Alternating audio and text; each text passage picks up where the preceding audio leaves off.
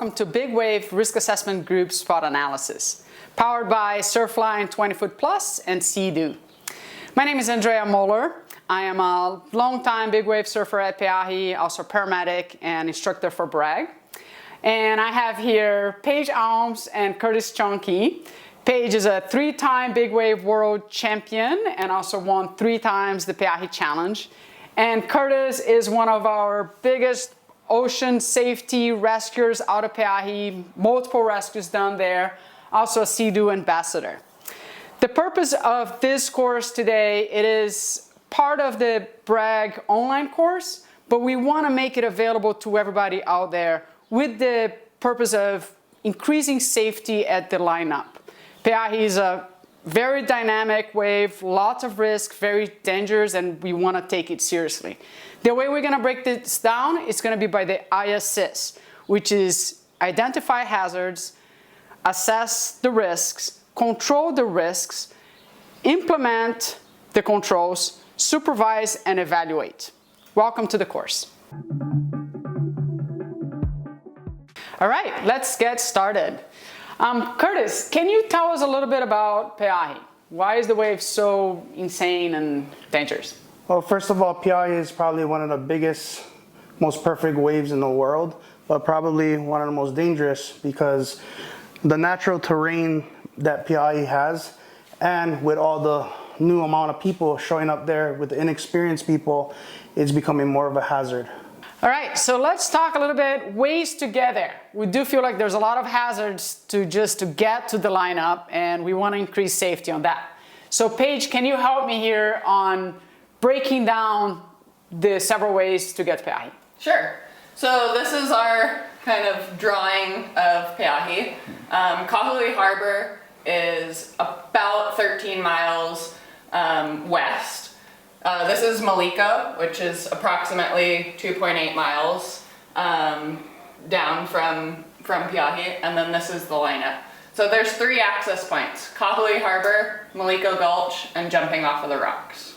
By far, Kahului Harbor is the easiest place to launch, whether you're going on a boat or going on a jet ski.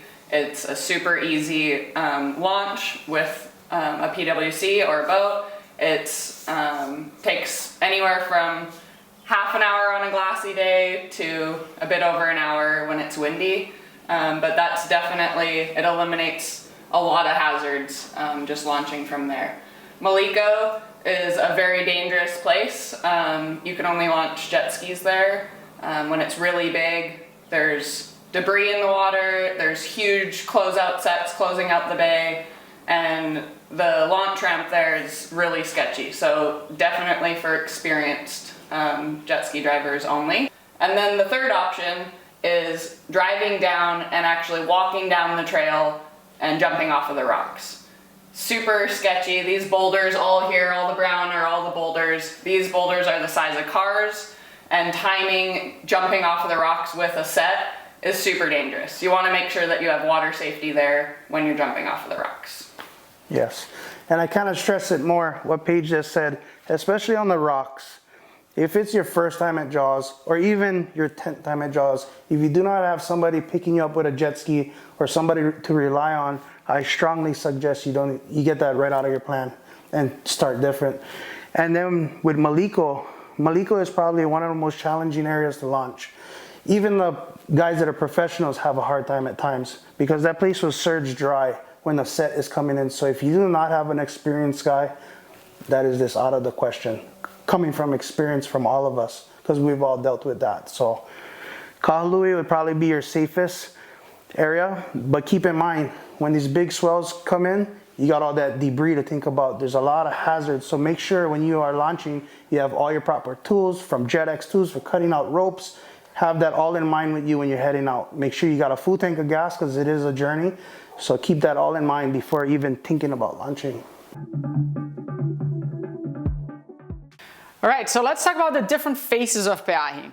Paige, can you help me go through here the different swell directions, wind conditions, tides? What are the conditions of Pe'ahi that we want to watch out for? Yeah, so I mean, the ideal swell direction for Pe'ahi is a northwest swell. and that comes in and makes the wave break in a perfect A-frame where we have lefts and rights. Wind is a huge factor here in Maui, as we know. Our trade winds blow predominantly from the east and can get really, really windy. That being said, the wind does blow side offshore, so it does allow you to surf even when it's windy. On the perfect big day, you'll have waves breaking the furthest out peak. We call it the North Peak. Those are normally like the biggest, tallest waves of the day. And then as the wave comes through, and speaking if you're going right, it comes through to the West Bowl, which is where you'll see people getting barreled. It's a really steep takeoff. And normally there's kind of two different packs, but there's also waves being ridden in between. And that being said, there are people going left as well. So there's kind of a lot of different places to sit out in the lineup, and that's ever changing depending on currents, high tide, low tide, that shifts, and it's really important to, of course, be paying attention to that while you're out there, and using the landmarks when you're out in the lineup, using the landmarks on land. So what are something, maybe Kurtis, you can help me go through here. We see a lot of like closeouts, or even for me surfing sometimes, I'm sitting there and out of nowhere something on the horizon coming in and eating us all out there. What's something to watch out for? So a lot of time when you got a decreasing swell and you got a new swell hitting, you have two different peaks coming in at one time. And what happens is, say everybody's sitting on the West Bowl, and then you got this shift in the swell, and you got a big North Peak that just comes out of nowhere, and it just wipes out the whole lineup. And it's a big closeout set. So that creates a huge risk for everybody. And it gets chaotic out there when that happens, but that happens every day out there, you know, when there's big waves. So you just got to be a little bit aware. You got to do your homework, pay attention to the swell, the directions, what we're expecting to get hit with. And I think that might help you make a big difference. So Paige, what are things that we want to watch for, like the hazards that you see from outside? Yeah, I guess identifying the first hazards is kind of going through your checklist yourself before you even assess the lineup. So I go through a checklist, make sure I have everything in my ski, I have my wetsuit, I have my flotation, X, Y, and Z. Go through a checklist so that you're prepared for once you get out there. Once you get out to the lineup, assessing the whole chaos of what is happening, there's a lot of people out in the water on a big swell here. So first off, you're sitting in the channel, you're sitting amongst a lot of people, a lot of boats, a lot of skis. So making sure that you're aware of everything that is happening there, and then looking out into the lineup. This is a drawing of a pretty chaotic day out at Jaws with some wind. We have a lot of surfers in the lineup, we have jet skis towing people, we have drones flying, we have windsurfer, a kiter, a foiler, there's a helicopter.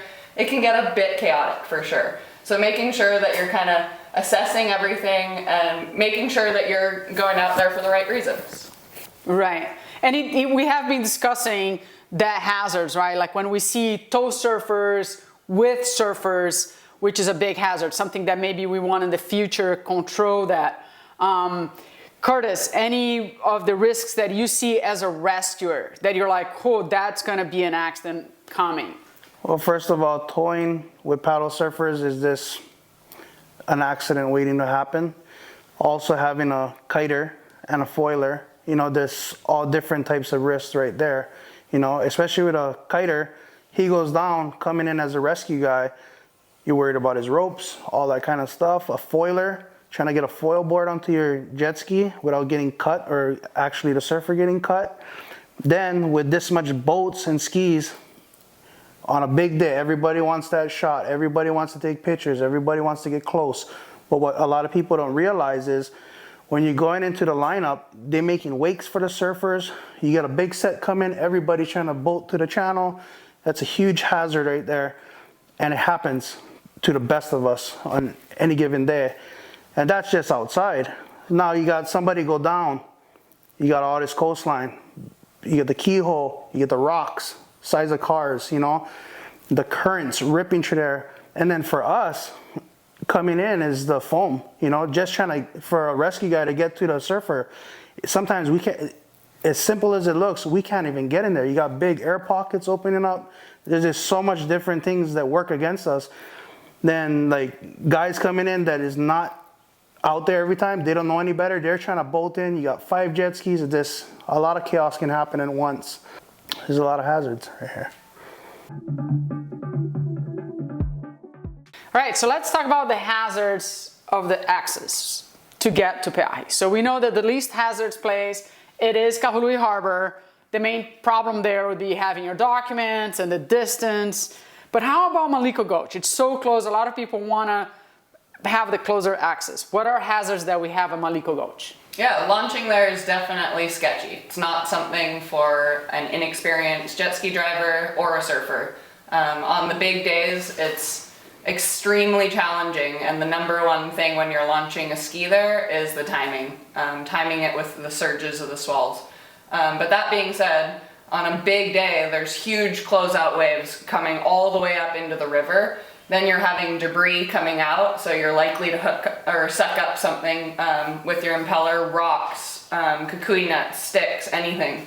It's definitely not something that we recommend. A lot of times I've seen cars getting washed out, the whole trailer. How about paddling out from the rocks? What are things to watch out there?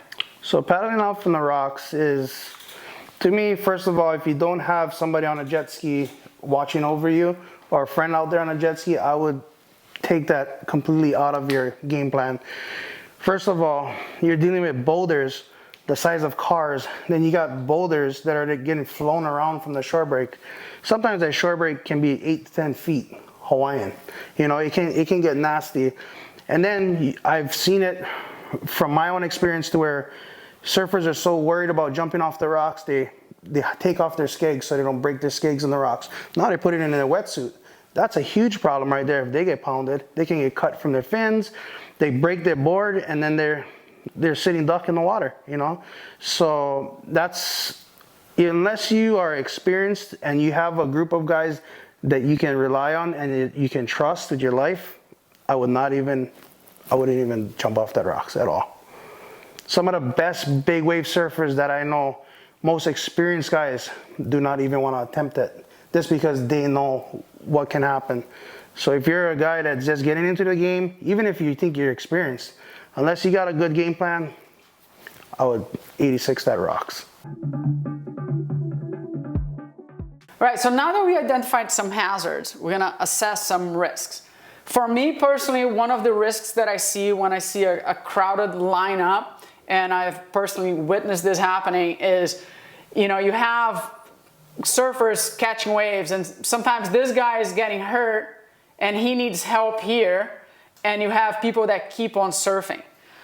So we'll go into control on how to mitigate that as far as stop the lineup and rescue somebody that got hurt. But that is one of the risks that I see with a crowded lineup. It gets very hard to control it. What are some of the risks that you've seen with your when you assess your hazards? Yeah, I guess as an athlete, assessing everything comes down to your gear, being prepared, having your boards, your leash, your flotation, your impact suit, and taking that personal responsibility. So going through that and then into, like, say, a wipeout. Kurtis can talk about that. Yeah, for us is just getting to that surfer, finding our way and navigating through that foam, air pockets, just to reach there, and then possibilities of a surfer popping up and running them over, and, you know, that's a lot. What are some risks that we see when we see that mix of wind, you know, windsurfers, kite surfers, and mixed with jet skis and surfers and tow surfers? What are the risks that we see with that? Well, risk with the tow surfer and the paddle surfer is you got a jet ski whipping through a lineup of guys sitting there. There's a risk of them colliding into a surfer. There's a risk of whipping the guy around and that rope getting snagged on somebody. And just, you know, there could be a surfer that's going on that same wave, and now you wake him with the jet ski, you know. So, and not only that, you got a windsurfer, you have a kiter. Now if that kiter goes down, you got a huge risk of his cords and everything that you could run over and get stuck in your impeller, you know. Yeah, we talked about wakes too when we see a crowded channel. that we're trying to maybe separate the channel from the wave itself. We've seen that risk of creating wake on the surfer. And also, if the channel is not ready to move from, west poles that are coming when the swell is rising. Any other risks that we see from? To touch up on that, I've been in the mix to where everybody's bunched up. And once that wave comes, everybody's trying to bolt out. Now you got big boats that can't move because there's a jet ski. So there's a huge risk of that boat hitting that jet ski. You got a risk of that jet ski getting run over and getting propped, which is not going to be good at all. And like you said, with the wake from a jet ski is one thing, but a wake from a boat is a whole nother level. Not to mention that boat can collide into another boat and flip over. We've seen that. So it is possible. Yeah, so for sure keeping the boats and the skis back from the channel. So if you're a surfer and you end your wave right into a bunch of chaos going on, it's not ideal. So for sure keeping this zone safe so that the safety and rescue teams can get in easily. All right, so we identify the hazards, assess the risks. Now, ways to control those risks. For me personally, I like preparing way before the swell. Like I make a little equipment list to not forget. And even though it sounds redundant, it's like my wetsuit, extra cartridges, extra leash, how important that is. You don't want to get out there, break your leash, and now your surf session is over. I'm really into having a first aid kit and going through my kit so nothing is missing or, that I know the equipment that I'm bringing.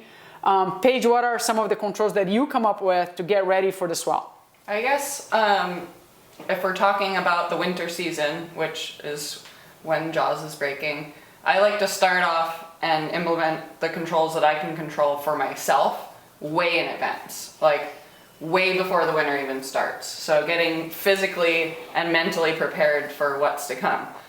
It's definitely by far the most physically demanding wave when you get caught inside there. So being fit and confident and being ready for anything that it throws at you is by far the most important. And then going through, I do the same thing, having a checklist, having my boards are ready, I don't have any broken fin boxes, and yeah, it sounds silly sometimes, but going through a checklist is really important. Sunscreen, water, hydration, the days leading up to a swell, make sure you're hydrated, you've been eating really well, and then you're bringing out stuff to eat throughout the day. I mean, on a good swell, we're out there all day, so making sure that you're coming prepared. For me, as a water safety guy, first off is my jet ski. I got to make sure in the beginning of the season, my spark plugs is all good, my oil, and just to kind of give some people some advice, especially with oil, your oil filter is very important to look at because a lot of times we're in salt water. Some of these filters are not made for that element. So you'll see a corrosion line. Whenever you start seeing corrosion on top of that filter, change that oil. Don't even take that chance. Making sure your impeller is good. It's not all beat up. Your jet pump housing, down to your sleds, your grips, like your battery charge. Like the jet ski is gotta be 100% no matter what. Then you go into like I carry an EPIRB, a little EPIRB just in case my ride from Kahului, I suck up a rope and it gets to the point where I'm dead in the water. I can have a way of contacting somebody, a cell phone, having my medical kits. One of my surfers gets injured, a tourniquet. Having all of that stuff in my jet ski is super important. And on the jet ski level, that's about it on the ski. Your trailer too. And your trailer, your bearings, so you can get there. You got guys coming from all around the world. You don't want to be stuck on the side of the road with a tire flying off, so everything, even down to your vehicle. And then making sure your skis are up to par, your stickers, your toe sticker, your ocean safety stuff, because first off, when you go to the harbor, DLNR can stop you if you don't have all your certs. You need to have your ocean safety things, all that stuff has to be up to par. If not, you won't even be able to enter the water. So that is a must. Yeah, one of the controls that I've seen you guys, rescuers, doing is you all have radios, right? Yes. Ways to communicate among each other. So it's not yelling, or if something's happening, we know to stop the lineup. We carry VHFs. The reason we carry VHFs is because a VHF, you can contact boats, Coast Guard. It's a line of sight thing to where it'll intercept with any other VHF. Using a regular walkie-talkie, you have to have the same type of walkie-talkie. If not, nobody else is going to hear you. So yeah, I forgot to say that, but a VHF is ideally important for us. And for communication for us for rescuing, we all have VHFs to where when one guy goes in, he calls on the radio, hey, clear, because not every time he can see. You know, some days it's really misty. Sometimes we're heading up behind a boat in the morning when it's almost dark still. So it's like having that type of communication is not even a if, it's a must. Yeah. You know. Another control that I've seen, and I give credit Paige there with the girls, a lot more women wanted to come and surf, and it's having somebody to reach, so that awareness of, if you don't know the lineup, if you're coming, this is your first time, or even if it's your 10th time, is to call somebody that is from here. Hey, and I see Keala doing this to you. Is the conditions really what it looks in the forecast? Having that local knowledge. So we want people to, you know, come in and hire safety in the local. What is your input as far as contacting local knowledge here? So with PI, I think it's pretty easy. Like with social media and everything, you can kind of see who's out there. First off, you planning on coming to Piahi, you better be ready for Piahi. This is not a wave for a beginner. You better be prepared. You do your homework. If you plan on going there, you better have everything you need and not just jumping off the rocks. Because for me as a water safety driver, every year, no matter what we do with it, is I'm responsible for a certain amount of guys. Each water safety guy is responsible for a certain amount of guys. At the end of the day, we all hui together and we're all watching over each other's backs if something happens. But now, when you got an inexperienced person or somebody that doesn't do their homework and this comes and jumps off the rock, now you got a jet ski going in, because at the end of the day, we want everybody going home. We don't want nobody getting injured, so somebody is going to try and help that person as much as possible. But now I'm going in for that guy. My guy that I'm supposed to be watching goes on the next wave and gets hurt. My whole concentration is getting that guy out, which puts my guy into a bad situation and makes me look bad, makes my whole team looks bad. So that right there, if you're planning on jumping off the rocks, me talking as a safety guy, that is just not respectful, first of all. When you come to somebody's house, if I come, I'm here in Maui, if I go to Tahiti or I go to Fiji, I'm gonna go to the local guys there and respect them on how they run their whole scene down, where they come from. So for us, we're hoping to get that same respect back in Maui, to where you guys do your homework, reach out, ask some questions. You can never ask too much questions when it comes to this wave, because at the end of the day, it could be your life, you know? So you gotta be safe, you gotta be prepared, and this is not a beginner wave. So if you're at the level thinking of you're coming to Piahi, you better do that homework, because it's not gonna be cool jumping off the rocks and just depending on people because you see a jet ski there. So do your homework. Right, so it's like controlling as having a plan. So have that plan of what is, if you have a group of surfers, what are we gonna do if one of us get hurt? Or have that plan of what time are we gonna go back to the harbor? It does take another hour to return to the harbor, or an hour to actually get to the harbor where the hospital is. So having that plan. Any hints on a plan, or how do you control the actual surf session? Yeah, I think working with your team and who you've planned to go out there with, whether it be your surfers if you're on a boat, with your safety crew, with your friends out in the lineup, make sure that everyone is on the same page. Communication is super important. Clear communication. Having, you know, a unified plan. So you're not the only one out in the lineup while everyone else on the boat has wanted to leave for a few hours. Making sure everyone's kind of on the same page is super important. So ultimately, like Kurtis, like you're saying, it's having an emergency action plan. Like if somebody in your group gets hurt, we all stop surfing, we all come in, we gotta make it back to the harbor. And are we gonna choose Maliko? Are we gonna go harbor? Paige, any of hints on having a plan with your group, like an emergency action plan with the surfers that you're going surf together with? Yeah, I think it's super important to practice and to talk about this with your team, because, you know, 9 out of 10 times nothing happens, everything goes good, but it's super important to plan for the what ifs, right? If someone breaks a leg, if your leash breaks, like going through this with your team is super important, and practicing like we do. So if it's an emergency situation, knowing where the hospital is, knowing the phone number for the hospital. Seems silly, but making sure that you're able to get there. If you've come out on just a jet ski, what are your plans if you break your back? Just good things to think about so that if something happens and something really does go wrong, that you're not affecting other people's plans, because that's what we've been seeing. You jump off the rocks, you don't have a ski, you break your leash. Simple as that, and you're just floating in the lineup. You can't swim back in here with the way that the current goes, so then of course someone's going to come and help you. That person that's coming to help you is already watching over someone else. So by not having a plan, you affect other people's plans, and it's good things to think about. And I got to go back on what you said, Paige, about practicing. Practicing is the #1 thing, because first of all, me for myself, now there's all different types of different rescue styles. Now we got rescue rings, there's different types of pickups. Now you coming in, for us, all of our guys is keyed with us to where they know how we rescue, how we do our grabs. A lot of people, if you don't have the knowledge on a basic pickup, you'd be surprised. The most easiest arm pickup, they're going for your sled. They're not even thinking about your hand, you know? So being said, the way the BWRAG course is too, with teaching basic pickups is so important. And then, like Paige said, practicing, we go out there and practice the most basic stuff ever. The kind people would think is like, that's minor, but to be honest, the most minor pickup is one of the most important pickups.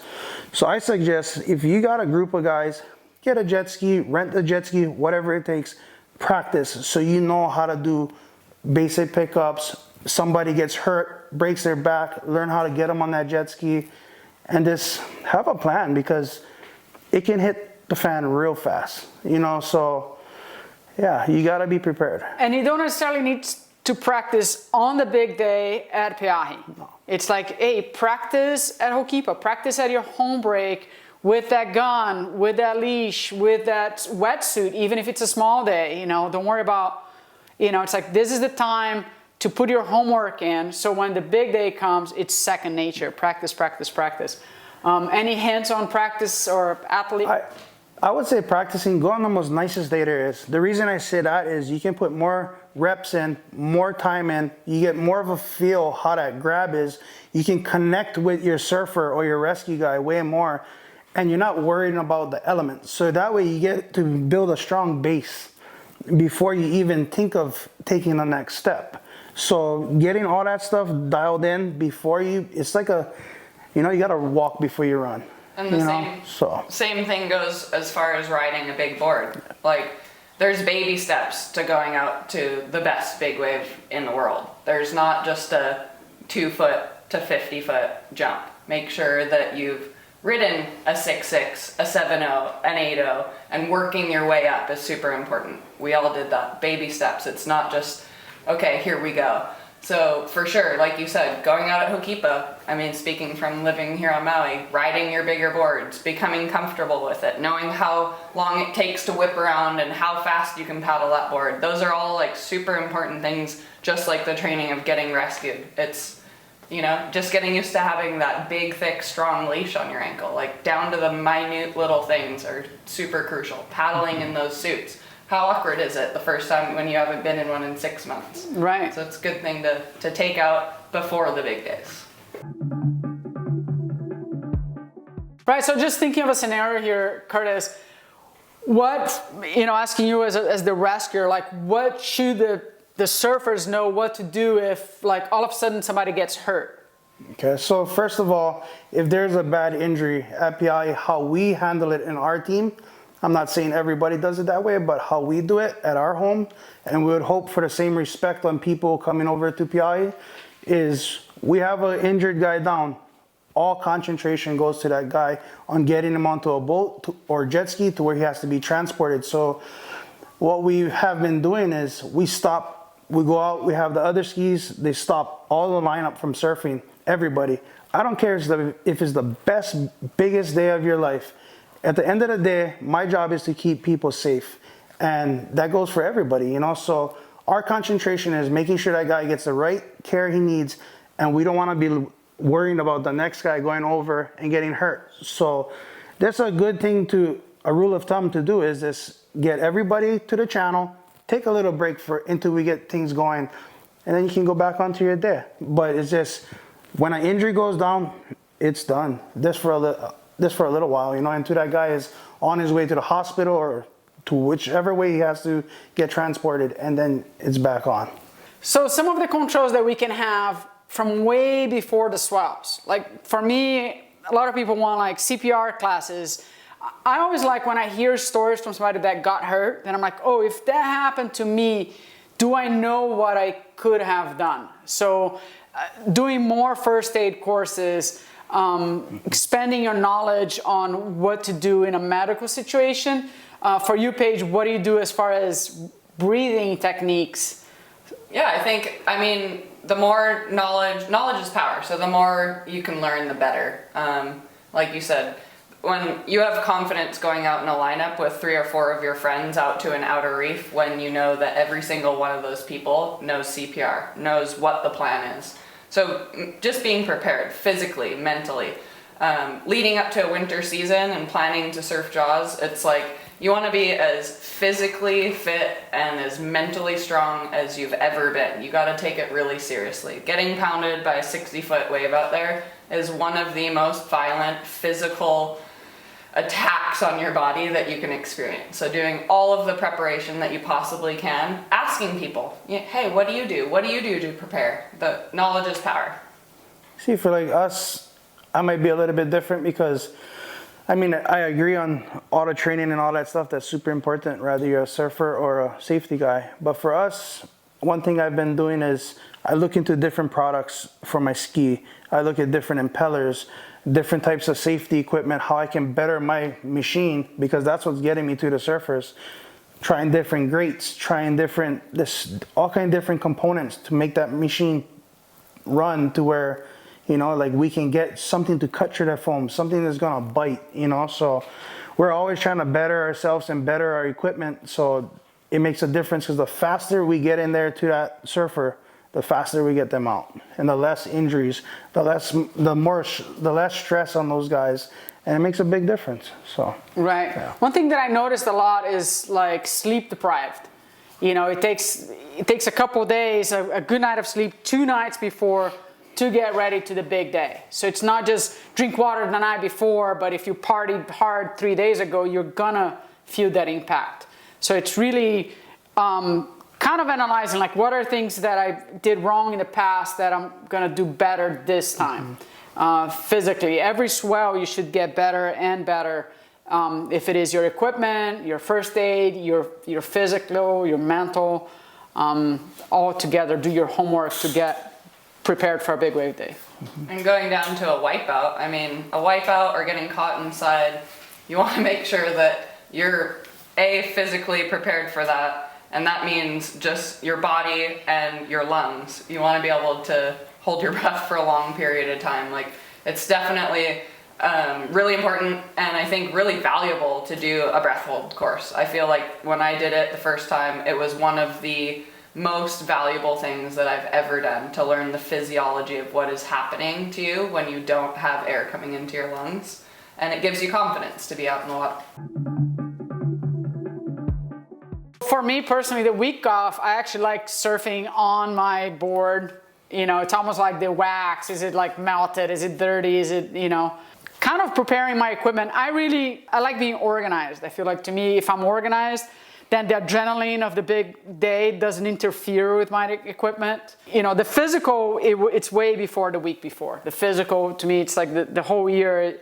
You know, if it's downwind, if it's paddling, if it's the gym, if it's having a personal trainer, you know, that comes, you should have done that homework before the actual big day. And then comes the week before, is like, do I have all the equipment ready? Like you said, you did the equipment test throughout the year. And then it's, you know, being organized so I can sleep good the night before. I like always leaving early in the morning, so it's usually dark when I leave my house. So if my stuff is already preset, you know, in the morning, I'm not forgetting simple little things like a knife to cut a rope, or your wetsuit. Like or your wetsuit, you know, extra cartridges. Sunscreen, it's something so silly to think about, but if you get fried out there, that's it. Sometimes as well, we have like 4 or 5 days of surfing. And if you burn yourself on the first day, by the second day, third day, you're fried. One thing the night before too with me is my partners. Because in water safety, if you think you're just a solo water safety guy and you're gonna go out there and run a whole operation on your own, you're wrong. It takes an army to do what we do, and we have a bunch of guys that we rely on, because you can be the best waterman in the world and you will miss a surfer. I don't care who you are. The best of the best has done it, and everybody will do it. It's just nobody's perfect. So I personally will touch bases with all my friends that have skis. Hey, you all good? You got this, you got that. So I know if something happens to me, if I get caught, my next guy is coming in and he can help me, and I know his gear is all up to par. So that's one less thing to worry about is, oh, his ski's dust, we got to tow him back to the harbor. So making sure your whole team is all synced is so important. For me, a checklist is everything. I've learned that. My husband's a pilot, and they have checklists just to every single flight. And I'll have a checklist that's like, is it fueled? Is your plugs in? Like the basics of the basics, because those are the little things that you think you have so together that you do not. And I actually add something to my list every time I go out. If it is like, oh man, like the hat or a visor that this time I forgot, a power bar, water, sunscreen, the plugs, the fuel, the life jackets. Even though nowadays we have CO2 cartridges and your wetsuit is actually padded, a lot of times for you need a life jacket in your jet ski for DLNR purposes, or if you have somebody that need an extra flotation, you kind of need that. I like having a bow line on my jet ski in case I break and I need to throw a line to somebody to get me out of the break zone. And all of that I actually have on a list. And even if every time I read that list it sounds so redundant, many times I'm like, oh, forgot that one. Make sure that I check my fuel, battery, spark plugs. As far as a surf checklist, I always have tools and knives and extra stuff. So an extra set of fins, an extra set of leash. The board is like, is this the board that is not gonna break? We always bring 2 boards out there. It's something that we're used to. It's gonna go to the rocks or it's gonna get broken. Anything that you would add to the list or that you have on your list? You said everything on my checklist right there. Right, so the last portion of the IAssist is supervise and evaluate. Basically, take the whole thing as a recap on your day and what could you have done better. Do some debriefings with your crew. Even if it was the perfect day, was it just luck or was it something that you actually prepared for and you're doing really good and much better? Surfing the wave is easy, but it's the whole pack. Is traveling together, is how to get to the lineup, is all your equipment, is the whole year prepping for it. So basically putting it all together at the end and getting ready for your next time. Yeah, I guess going over everything with your team after successful or not successful day, and really just thinking about how can we improve for the next session, for the next swell coming up. Did I forget something on my checklist? Did the communication not work with my team? I really like doing like a debrief with the people that I've gone out to surf out there with and my safety team. And I feel like every single session out there, there's something to learn. So going over that and just discussing it and making sure the next time we go out, we're even more prepared. Yeah, for us with the safety end, see how our day went. We usually don't talk right after the swell, but throughout that week, we'll reach out to each other and talk about what happened, good or bad, and see. That's like sometimes we try new techniques and new different things, and if it worked, like we're like, okay, let's try this, and we'll do like a day of training to kind of see if that really works or not. So just kind of test and tune, but at the end of the day, this seeing what we did good and what we did wrong, if it was maybe just pure luck. Right, so we completed the spot analysis for Pe'ahi. I hope from this spot analysis that everybody gets kind of an idea what our life is at Pe'ahi, and I hope that this kind of gives everyone an idea on the respect that we are expecting out of people when you come to our home, as if we was coming to yours. So have a game plan, do your homework, and most of all, respect. I don't care where you're from, where you're going, you always take respect with you. This is our home. So when you come here, please think of it as it being your home, as you'd respect your own home. Ultimately, we want everyone to go home safely to their families. That's what this is all about, creating a safer environment out there. And this is a really special wave to all of us here. And just like Kurtis said, going out there with the utmost respect for the people, the place, the land, the sea, the water, everything. Just making sure that you're going out there with the right intentions, and we'll all be going home safely.